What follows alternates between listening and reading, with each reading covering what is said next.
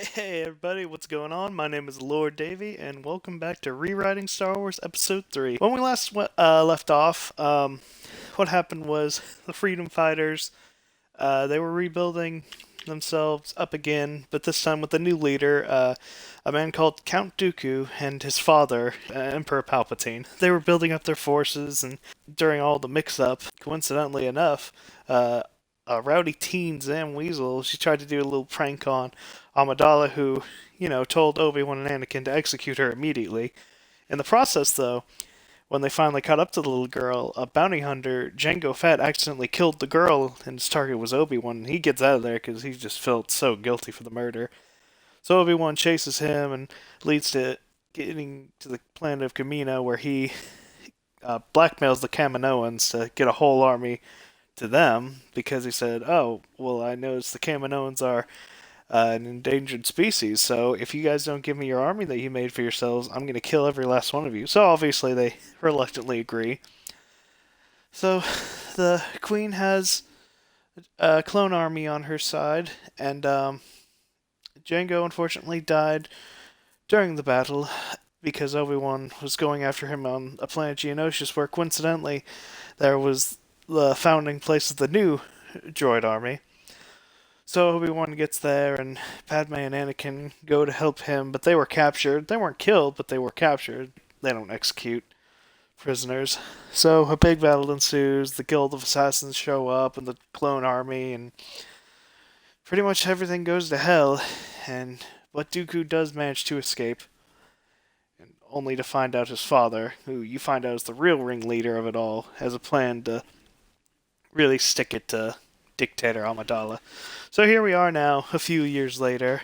A great war is waged between the galaxies. The Freedom Fighters have accumulated an annoying amount of planets to their side, and just recently, Chancellor Palpatine, the brother of Emperor Palpatine, but everybody assumes he died years ago, but no, Emperor Palpatine's still alive and well. And the Chancellor Palpatine, he's the brother, and he's working for Padme as a strategist. But General Grievous, Dooku's new bodyguard, who he felt he definitely needed after the last go-abouts with the Guild, kidnapped the Chancellor in order to get information to see what strategies they can use against Dictator Amidala. So now we're going to be as Anakin and Obi-Wan, and our plan is to kill Dooku, kill Grievous, and rescue the Chancellor.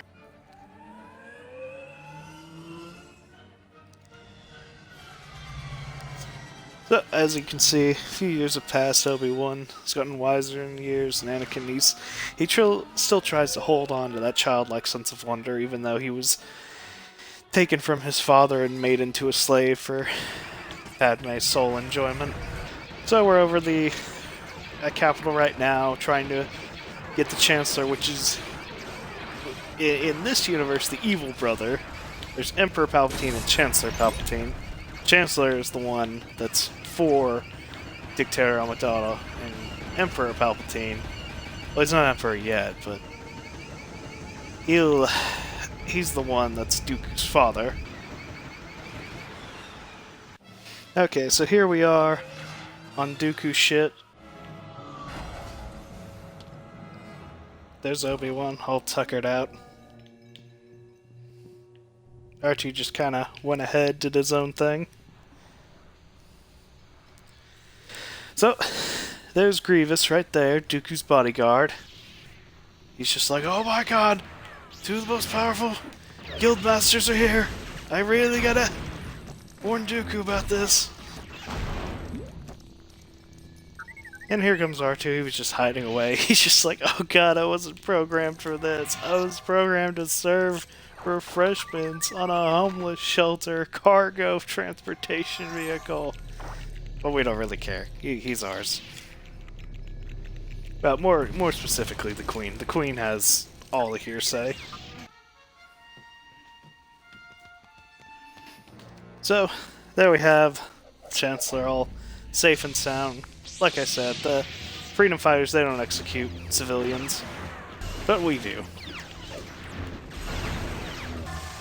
Now keep in mind, Dooku is the nephew of Chancellor Palpatine, so this dynamic is definitely interesting. You can see why Dooku doesn't want to execute him. So there, you can see he's disarmed, didn't even have a hand. And Palpatine says, do it, I don't care about him, fuck him. And then, yeah, we have a uncle saying just to straight up execute his nephew. How droll and dark. These are not good people. Not good people at all. So, Dooku's been assassinated, and we've got our Chancellor strategist right here. So now the real challenge is getting to the number 2 boss. Well, we think's number 2. He's actually number 3, Grievous. So we can go ahead and end the war. Without those two, all chaos will break loose.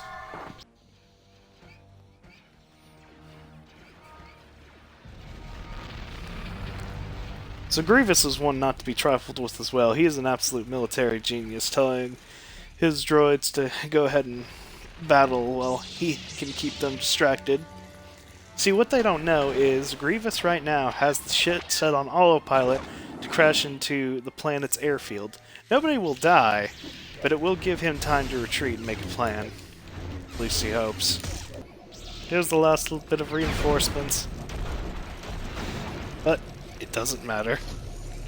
So we try every little bit we can to get control of it, but Grievous, he knew exactly what to do in Hotwire.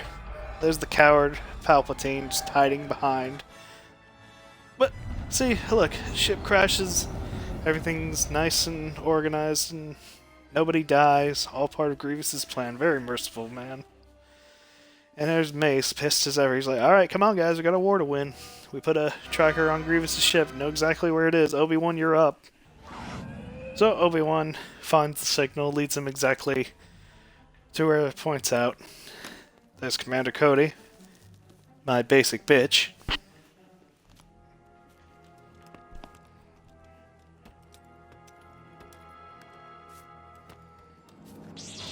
And yeah, we're just gonna execute him and hopefully end the war.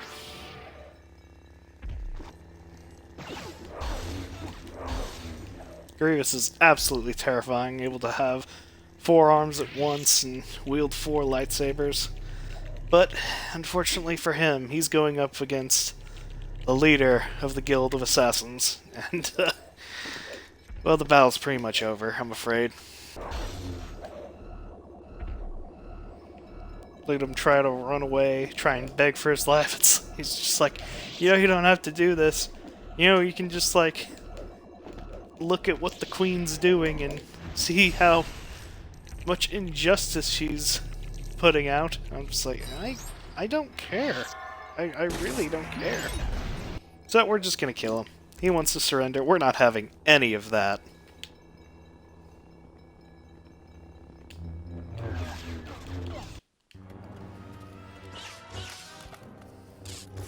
So he does manage to kill Commander Cody, but it's no use. Once again, he might have gotten a lucky shot disarming Kenobi, but Kenobi always has an ace up his sleeve. He saw that blaster and went straight for it. Pretty much on our end, we've got the 2 big bad guys, so now essentially what we're doing is just going to more and more planets, recruiting them to the Queen's cause, and getting even a firmer grip on the galaxy. There's Master Yoda, probably the 4th or 5th strongest member in the Guild of Assassins, just showing up to this planet of Wookiees saying, yes, we own you now. And unfortunately, they have no say in the matter. Now the Wookiees are under the Queen's jurisdiction. But during this time, Dooku's father, Emperor Palpatine, or Sheev Palpatine, he's devised a plan. See, while all this was going on, he was making phone calls to pretty much all the higher-up clones, and, well, just watch what happens. There he is, Emperor Palpatine. He's like, alright, now's the time, attack, attack, attack! So, the clones' growing conscience after finding out it was the Jedi who actually killed all the Kaminoans, their creators, they're sick of them, so they're like, okay, we're done. We're done serving these guys. We've been loyal to them for years, only to find out that they kill our creators, no, enough's enough. So now the clones are against the Guild of Assassins. You can't blame them either. They've been using them as cannon fodder for years now.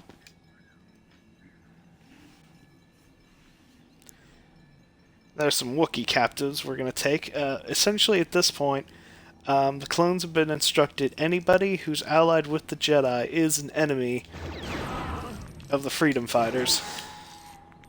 And once again, they're keeping them as prisoners, not executing them. So this definitely will be a pain in the Queen's ass. But in the meantime, these Wookiees can provide some use.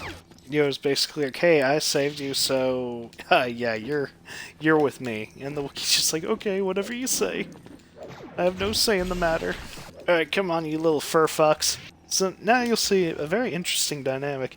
You'll see both clones and droids working together because they've been instructed, oh, hey, the Jedi's now the enemy, guys. We're on the same team.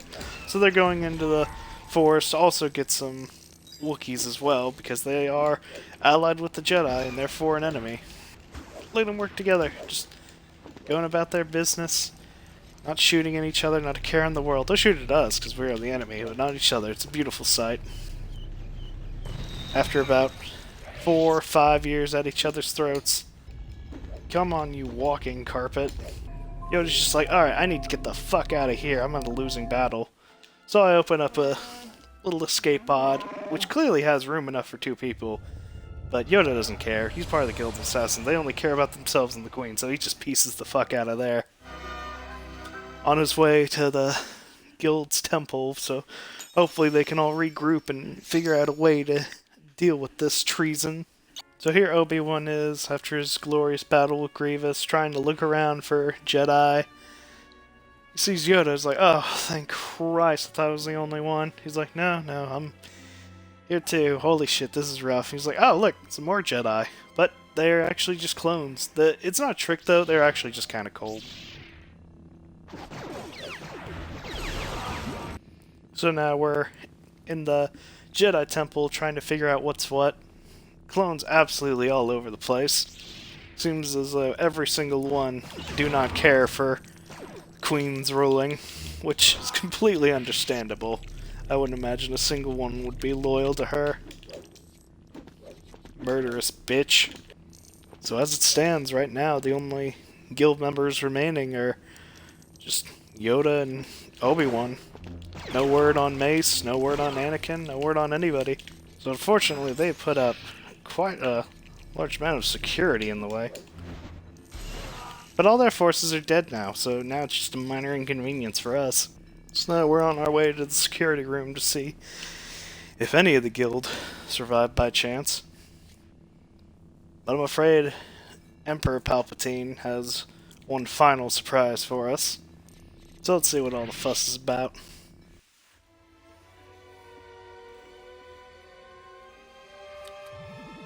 So we see at least there's one, Shaak Ti, but oh no!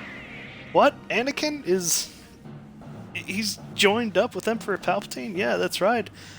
During this time, Palpatine reached out to Anakin and he said, hey, I forgive you for what you did to my son, but you don't have to do this anymore. You don't have to be the Queen's puppet anymore. Just join me and let's set the galaxy right. And Anakin, he's tired. He's tired of doing the wrong thing. He's tired of acting like just a piece of fuckable meat for the Queen. He's just tired. And so he joined up with Palpatine to finally do some good in this world.